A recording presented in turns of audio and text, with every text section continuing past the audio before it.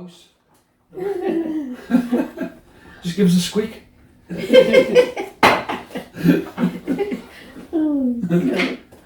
Well, here we go. Are you ready? Yeah. 3, 2, 1. Yeah. Clink. Here we go. Well, it's a real pleasure to be here and to see you. Sort of like you're Patricia Haswell, and well, I know you as Pat. Yes. But you've been running. I first came across you and like Pipedream at the Britain Cleedon. That's right. So how long have you been involved with that? I think we started that in 2009. Right, so quite a while. Yes, So 2009. I'm thinking it was about 2016. You were the second open mic night that I'd been to Right. at that time, and Yes. you were very welcoming. I remember you coming in. Yeah. How would you describe what an open mic night is like? That's quite hard to say, by the way. Yeah. You managed. Yeah, I tried. I think, well, really, I suppose it's an opportunity, first of all, for people to show what they can do, the variation of what they can do, the different music that you get there, which is really good, and the opportunity for them to go on from there. Some people do. They start off just coming along, singing a song, playing the guitar, and then the next thing is they're actually performing. You know, so yeah. Yeah. I know you're going to find this hard to believe, but I was quite shy, and what happened was, rather than just like stride in, because I hadn't played music in front of adults for about 22ish kind of years, so I kind of like was in the car park, and I came in and like scouted it out. I scoped the place out beforehand, and I thought, well, they look like a pretty reasonable bunch of people. I'm sure if I was to ask them, it would be good. Yes. Yeah. Yeah. And I mean, you came quite often after that, really. That's it, yeah. Yes. It was only the thing that stopped us all. Strange, isn't it? I know. Yeah. It Well, was. it happens to everybody, I think. But before we started doing all this, he said that you'd recently done the concert at the Cleedon. Yeah, the little theatre at Cleedon, yes. It seems like a great place. I went there ages ago for a pantomime, so. Yeah, it's just really, really good. I mean, I think it's, obviously they've got plays, dramas on, but it's coming into its own as a music venue as well. And so there are going to be lots of different acts on there. Right. And then so, you know, I think you would like it if you went along. I'm sure I would. I mean, I think I'm a bit like everybody. I've been a bit tenuous, or tentative, let's say, Yes. about sort of coming out.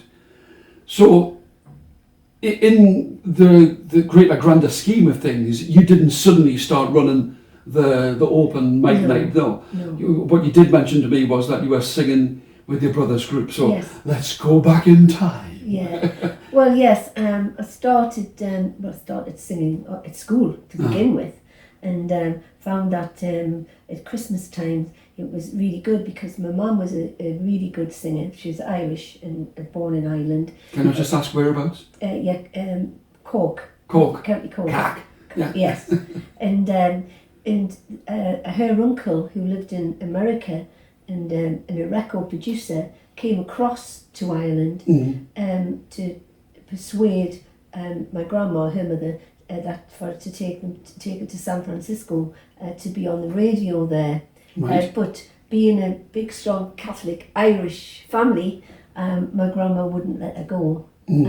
So she was started singing in schools at Christmas parties, and when the canon or the Monsignor would come along, and then I listened to her when I was young, from being four. I can still remember her singing, and picked up all the Irish tunes and all the sad Irish tunes in particular. There's a few. Yeah, there's lots. And Mother's Love's a Blessing. That one is a killer, really. And but at Christmas time at school, I would get up and do my little performance, and I would win just about every time because I sang it, and the teachers would cry, and then they would give me like a box of College Street or something like that, and I thought, oh, this is good. So I just carried on doing that, and then it went on for a lot of years, and I was winning whenever there was different things on, and what was the song that you would sing? Was it that like Mother's Love's a Blessing? All right. You so when you eat chocolates, can you still taste tears? Nearly. I could make myself cry, right? But it was Well, really, that's a skill in itself. yes, it was really weird because this particular time, this teacher came and she said, "Now, Patricia, this year I would rather you recited a poem." And she says, "Mr. Wallace, the headmaster, really likes when you recite poetry." And I said, "Well, what does he want me to recite?" "Lord Ullin's Daughter." And he'd like you to do the accents as well, the Scottish accents to it. And so I was thinking, I don't really want to do that. I said, "Oh, okay, Miss McIver." So it came to the actual performance, and she says, "Now we have Patricia, who's going to recite Lord Ullin's Daughter." So I got up and I thought, "A mother's love." So needless to say, I didn't win. Yeah, come on, we've all done that. Yeah. We've had like ideas beforehand. Yeah. You know, you write a set list, Yes. and you wind up paying absolutely no attention to it, and you think, "I'm really going to try this new song tonight." Yes. And then you go back to whatever it is. What you know. Yeah. You see, if you'd sung Lord Ullin's Daughter Recited Lord Ullin's Daughter. to the tune of Mother's A Mother's Love, you know, fusion, Yeah, well, it might work. it might have worked. Yeah. So like at school, and I mean, I was a choir boy, and Yes. it's like quite a big part of your life was like singing on a Sunday, but Yes. school as well. Yes. Yeah. That's true. And your grandmother, who would she sing to you as well as all of them? No, my grandmother only used to sing "Wished, wished." Like that was about it really. Right. So I only used to see my grandma twice, perhaps once a year if I was lucky, because obviously it was cost money to go from Newcastle to Cork, you know. So is that where you were brought up? I was brought up in Newcastle. All right. Yeah, when my mum and dad came across to England to work. Oh, wonderful. So this, I mean, I get the impression, I mean, I know that you have like a great love of, with the band, the great love of the Seekers Yes. at the same time. And I think it's very difficult to explain to people just how popular folk music was and how mainstream it was. Yes, very much so. So what were the first songs you sang other than Lord Ullin's Daughter and A Mother's Love's a Blessing? Probably the first songs I would sing would be the Seeker songs. Right. Yes, I would say that was true. I mean, I thought, and still do think, Judith Dunne's really a great singer and a great performer, considering the tragedies she's had in her life. So she's one of my big, inspirational people. So yeah, but it's like this thing of I was talking with somebody the other week, and said, and then punk came along. Well, I love punk, but what I'm saying is, like, at that time, Yes. we're talking like mid to late 60s, Right. when folk music was on the Tonight programme, Yes. and Cy Grant and Julie Felix, Yeah. and all these kind of people. Were you ever influenced by any of the pop songs at that time? Probably. I mean, the first time I could say I was really influenced by pop music was the Beatles. Mm-hmm. Yeah, I think that was, I did like the Beatles. Yes. And once again, though, you could say some of their music had a very folky kind of background. Vaudeville. Yes. Yeah, Yes. music hall. Yes. Yes. Absolutely. Yeah. So, I mean, they were entrenched in an obsession with Chuck Berry and That's right. and Little Richard. yes. Yeah. That really was their thing. Yeah. So, outside of school, where would you perform?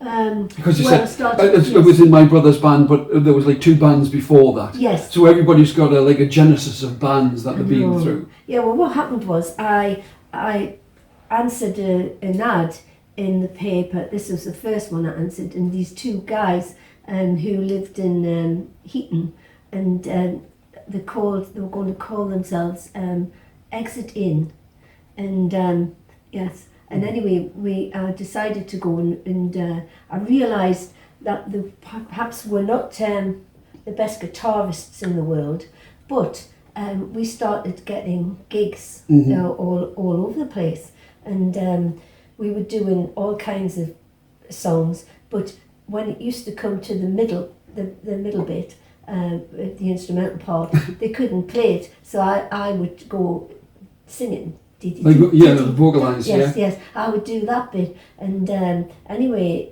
my brother, who was in a group, and they were getting gigs, but they were not getting as many gigs as we were getting. And so it's a cutthroat business. Oh, what?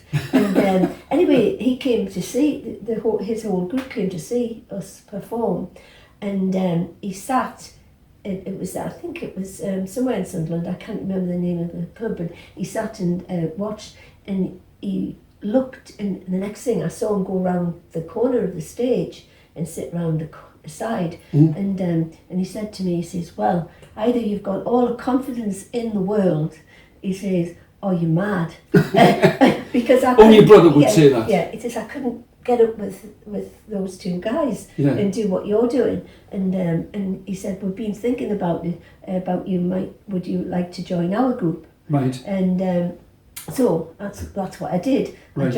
I joined Peter's group, but the thing, and I just used to do spots in the spot the beginning. That was so typical though, yes, wasn't spots. it? There'd be like a male band. Yes. And I mean, it happened with Lulu as well. She'd be dragged on and just like do 2 or 3 That's in the right. middle of the set. Yes. Yeah? So then I decided, well, what happened was we there was the Evening Chronicle were doing this big talent thing, and it was to go and work abroad. And so yes, so it's like history repeating itself. Did somebody come from San Francisco? Oh my goodness! So I went. Your grandmother going in the background, don't do it.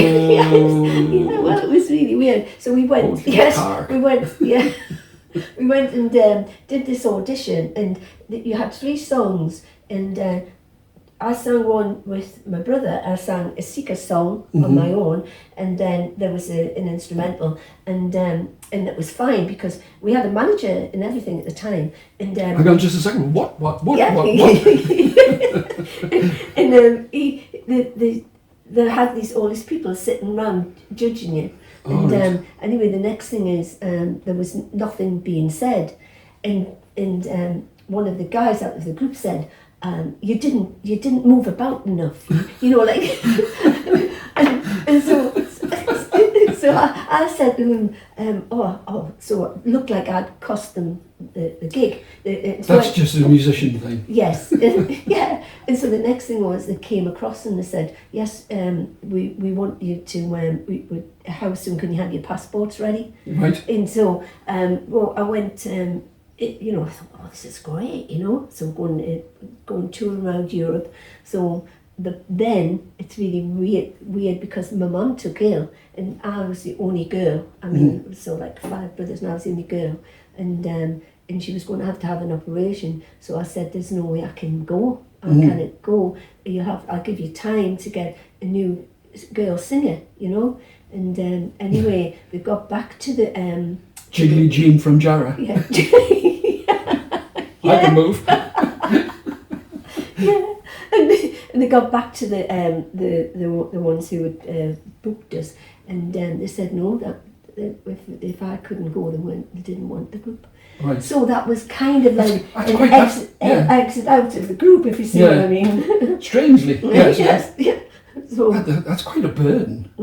It is quite a burden. Yes. I mean, I'm not trying to predict what it was you were going to say, but I thought I was going to say, well, we like the girl singer. Well, we'll just get rid of the boys, kind of thing. But it was very strange, and I thought, well, I can't go. So it was weird because my mum couldn't go to San Francisco, and I couldn't go onto the continent because I was staying to look after my mum. Having done some of these pubs and bars in places like Norway and places like that, you probably saved yourself. Well, they were like bear pits sometimes. Yeah. Well, this was going to be on for the army, and the only other thing was I couldn't stay. I was going to have to be away from. They could all be on the camp, but I had to be in a hotel somewhere. Yeah. And it just something told me that it wasn't quite right. So anyway, I left then, And then there was a thing in Windows, so about for another, for a singer. So I joined this group who were folk, and I realised that was really where I wanted to be, in that kind of music. Yeah, and we're talking about like contemporary folk, yes. and like the Joe Stafford kind of songs that the Seekers would, yes. like Allentown Jail and things yes. like that. Yeah, so it was more and I started writing with Steve in the group. I never knew you wrote songs. Yeah. Yeah. So we've got some of them on our CDs. Right. And some that John's written as well as on the CDs. But so that then what happened with that situation is we were fine. There was four guys and a girl who played the flute and me doing the singing with everybody else, and the harmonies were wonderful. Did beautiful harmonies, and then what happens is, girls sort of like become the boys in the band get girlfriends, and then when you're sitting practicing, you kind of do that with girls around, because it becomes where you don't do a lot of practicing really. And, right, well that sounds like most musicians when it comes to practicing. Yes. They always think of a good excuse not to do it. Yeah. So can I just as a side note, do you think that with singing other people's songs, it gives you an understanding of the structure of a song that you wind up thinking, well, I'd like to have a try at that. Do you think that's how got you into it? Yes. Because writing songs at that time wasn't that common. No, it's I think it does, and I think really the more you sing songs and play songs, then you get the feeling for what you want to do. And what it is tell that you want to story, express. isn't it? Tell a story at the end of the day, really. Yeah. It always comes down to a song is a story with a tune. Yes. Yeah, with lots of words missed out so they follow the tune. Yeah. So, right, I'm fascinated. I love it. Yes. Yeah. So well, what happened after that? Two of the guys drifted away. We were called Deja Vu, the group, and we played at the corner house. And they didn't see that coming. Just obviously did they? And so we were left with one member of the group, which was Steve and myself. And so we then just became a duo, and we were called Remember. And that's you could say something about that as well. Never an unforgettable tune. Yeah. And we got we played at North Shields. Alan Price was there. North Shields? Yeah. What, across the water? Yes. Wow. Oh, played all over the place. That's really good. Yes. We got as far as that. Middlesbrough? But, oh yes. Oof. Yeah, we were there as well. The Metropolis, that was us. We were. Right.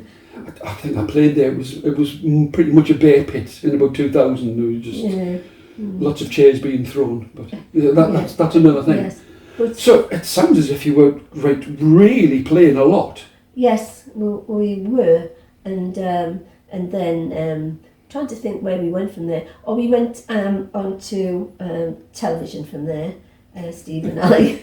Hang on, I'll just pull my chin back up. Yeah. And then I got a little bit disillusioned with where I suppose you trust everything people say, and then it's not always what they mean.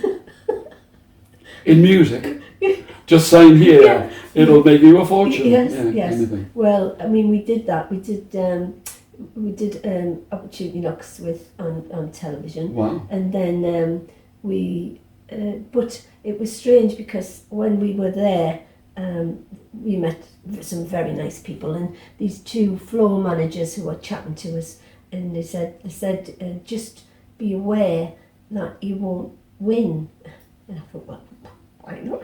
But this is a fair competition voted for by the public. Yes, until you find out that wasn't quite the case. Yes. And they said anyway that was that, and then so I took a bit of time out. Were you working at this time? Yes, I was, and that was another thing, you see, because I really had to decide on that, whether I went down the road of doing that, or continue with my profession, and so I stayed working. All right, this is definitely a boy musician question. So what did you travel around in? So like at that time, did you have like a proper, just somebody's car, or was it a transit, or a... Well, it was mainly a car, just a car. We went round in the car. Obviously, when we were with Peter's group, we had roadies, and we had roadies and a big van and everything, and played all over the place. But stopping at bed and breakfasts and everything. Yeah. Oh, what? Oh, the height of luxury. Sometimes having to sleep in the van. Oh, you! You're such a wild. Yeah. You're so wild. Oh, memories. And so it's difficult to find that like work and music. It's impossible. Solid balance. I think it's quite impossible to do them both equally well. So you've got to. So came. I started then singing at church, and that was how I met Peter. And obviously John used to play a little bit in the house, and I was used to sing along to that. But we started then doing charity work, and it's amazing how many gigs you can get when you do charity work. Yes. Yeah, when you're free. The phone never stops ringing. And getting lots of money, which was, and they were all of them good causes really. Oh yes. But then from there, people started to book us who saw us at the charity events, and then right. John. Can I just ask what kind of time period was this? This would be 2008 now. All right, so quite a leap. So yes. There must have been quite a long gap in between. Yes, where I was just working for Mars, All right. Yes, and so I was doing that, and that was a job. It was like, it was 24 hours. It was really, really a difficult job. And were you what exactly were you doing at that time? Well, I was training. I was selling. I was doing all kinds of promotional work. All over. I used to average 1,000 miles a week. Right. So, like most people who are representatives or so like trainers, yes. you would have had an area. So yes. How far north did it go and how far south did it go? Right. Well, it went up to Thurso in the north. I was thinking, you had to stretch like Keswick. Thurso. Yeah. Thurso. That's kind of north. Yes, and then as far south is Brighton. Yes, Dover. Yeah. So it was, like I say, when it was a demanding job, it was, and the thing was there weren't many females doing that job. Right. It was mainly a male-oriented kind of areas that I was covering, but I did okay. I did okay. Is this when you had the van? Yes, my little van, my little red Bedford van, and the thing was.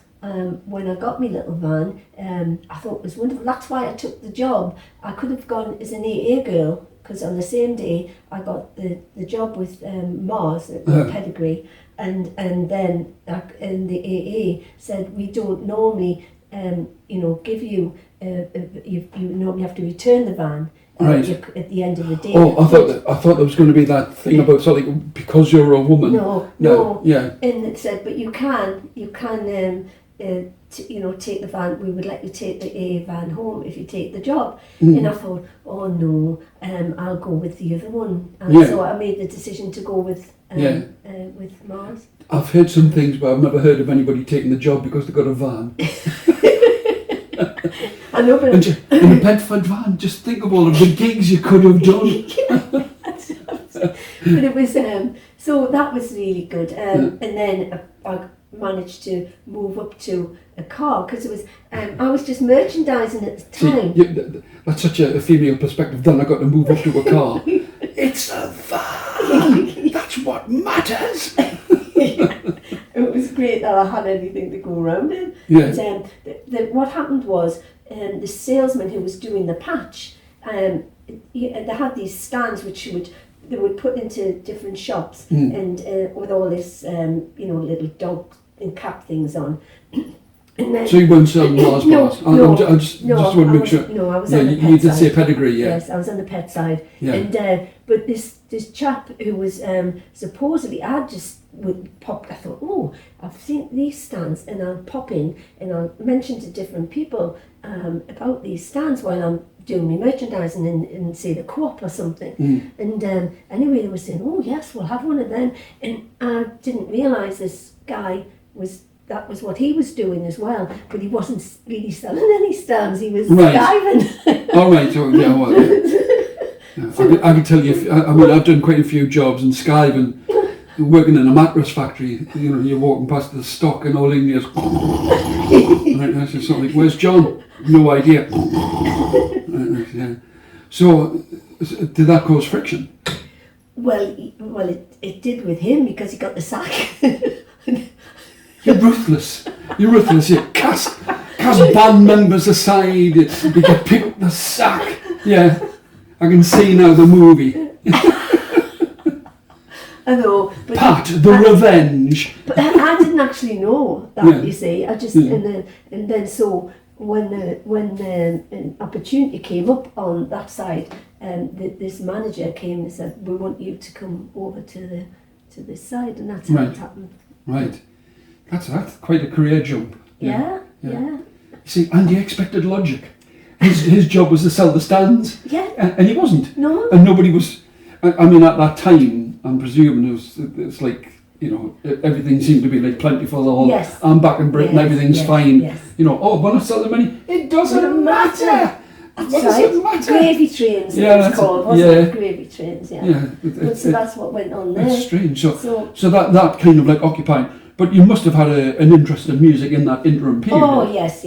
I mean, you were singing at the church. Yes. And all kinds of music, really. I mean, I don't just you know, I like classical music as well as but you know, I think I like folk music because it tells stories. It's always like, you know, that's why I like it really. But yeah, and then we went, and what happened, we started to get gigs as Pipedream. We obviously called ourselves Pipedream after Alan Hull's, you know, his album Pipedream, and that was because we were heavily influenced by him. Yes. And Lindisfarne and people like that. Yeah. Well, there was kind of like a rise in like northeastern bands at that time. I mean, like Arbor and people who were telling stories with songs, which seemed to be quite a northeastern thing. I mean, yeah. So you said you went North Shields and Alan Price was there. No, sorry, I meant Alan Hull. Oh, I meant Alan Hull. Yes, I meant Alan Hull. They're easily mistaken. But I think it would pay money to hear Alan Price singing sort of winter song. Oh, yes. It would be different. It would be different. Yeah. Oh yeah. But it's funny when you wind up saying, you know, one of the things I wanted to ask you was, how receptive was the folk scene to female singers in your experience? Because I don't think the folk scene is a particularly welcoming to. Well, it's very male orientated. Is really what I'm saying.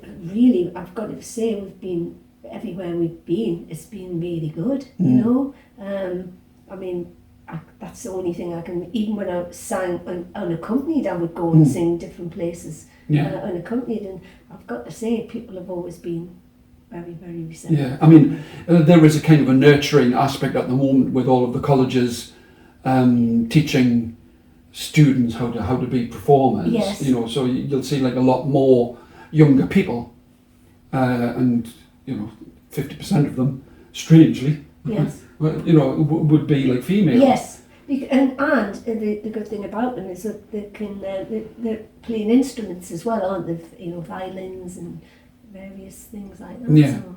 But it's the power of the human voice. I mean, I'm getting very much into unaccompanied singing at the moment. Yeah. But it's you know, the rest of the time I'm just screaming and yelling and playing electric guitars. Yeah. So, you know, in between. Well, that's good that you can do all that as well, though. I mean, you play lots of instruments. It's not about me. Okay. So, going back a bit, so did you find that when you were starting to play as Pipedream, did you find that work once again was getting in the way of like the performing, or did you make it so that you could find a better fit because you had all the experience? Yeah, I mean, well, by then I'd stopped working. You know, I'd packed in work, so it was good because we had time to practice. Yeah. And the thing about it is practice. You're perfectionist.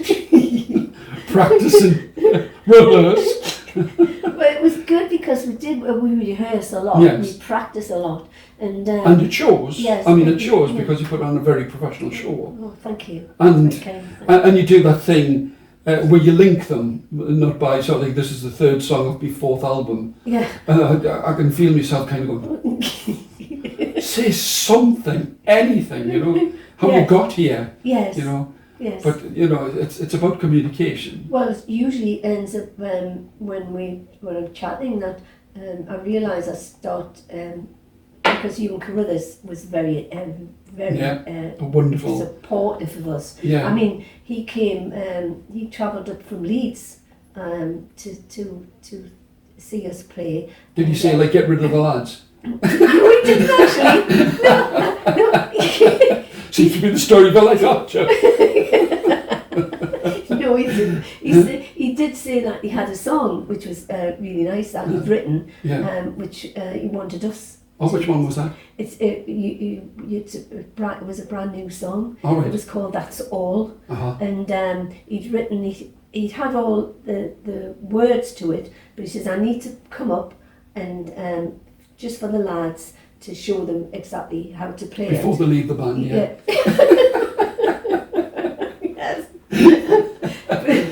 but anyway, unfortunately, you passed. You didn't, he did, and that was really sad. And so it's there. The actual words are there. Right. But he actually put it in his glove compartment of the car so he wouldn't forget it when he came up.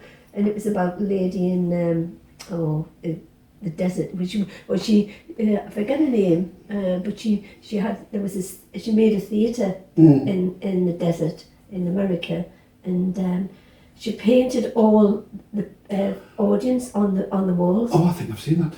Yes. Yeah, and it was all to do with her, and it was really good. He only played it once when he came up to the Brit. He actually came up to the Brit and did a spot there. Well, I lived in Leeds, so I knew Ewan really well. Oh, right. You know, so Ewan's here, get in. Yeah. But very funny, really hilarious guy. We do a lot of this song. What we do is we've got a whole CD done of his, and his son thinks, and his ex-wife in America thinks it's really great. Oh, good. So yes, a great talent, and a wonderful and hilarious man. I'll tell you some of these stories, not on camera. Right. Okay. Yes. So, what is the main thrust behind like Pipedream selection of material?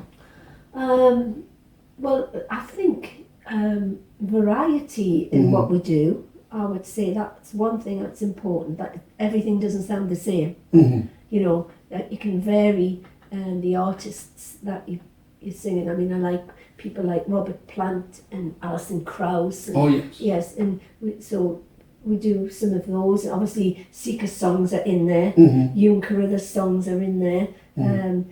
You know, Eagles songs are in there. Mm-hmm. You know, so it's a broad mixture. We've got about 200 songs. Yes. So you know, we can pick from a lot, and some we do really well, and some Some you do really well. You shouldn't be so down on yourself. It's like no.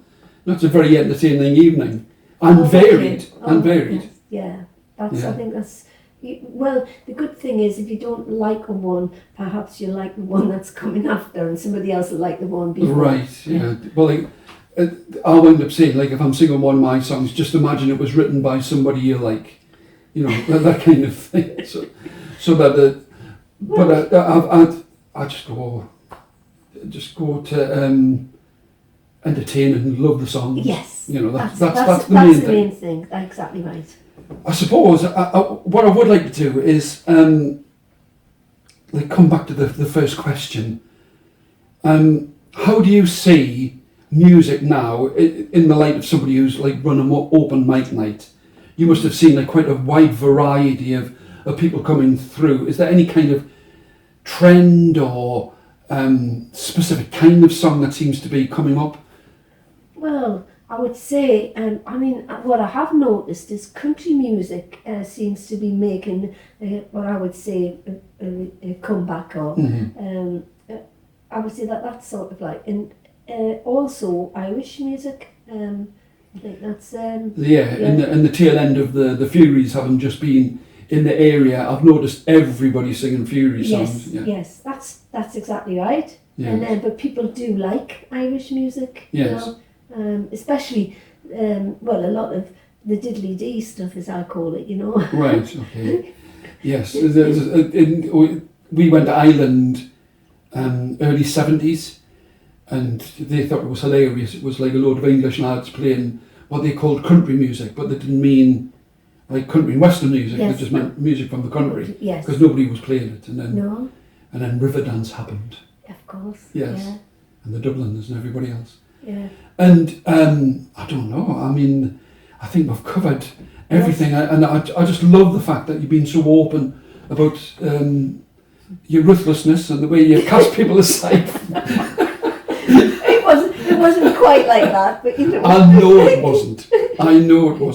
You know, but Well, it it's is very good. nice of you to interview me. No, not at all. A good chat. See, we met up recently, and that was at the club where I played the 5-string banjo. I can't remember its name now. I'm useless with names, people and places. But apart from that, I'm fine. Yeah. On the Monday night, and I thought, Oh, was that the Dun Cow? yes, the Dun Cow, yeah. The Dun Cow, and I just thought this is just such a great evening's entertainment. Yeah, the mixture. Exactly that. Yeah. Different styles, different ways of playing, different content, different approaches to it all. Yes. You know. Yeah. Because he did ask me before we started. He said, like, why do I do these interviews? It's to try and show people that folk music isn't this stereotypical finger in the ear, Exactly. dull, deaf shepherds dragged down from the hills kind of thing. Yeah. You know, It's absolutely true what you're saying. It's very enjoyable. It can be very relaxing as well if you're listening to folk music. That's another thing, you know. It can be, and I think when you say it's uplifting, it can be uplifting as well. I don't know about you, but that sounds like an end to me. Okay. Here we go. Thanks ever so much. There you go. And as per usual, all the things I wrote on there, I never used a single one of them. Oh, was it all right? Don't it sound Very good. It was very good. Oh.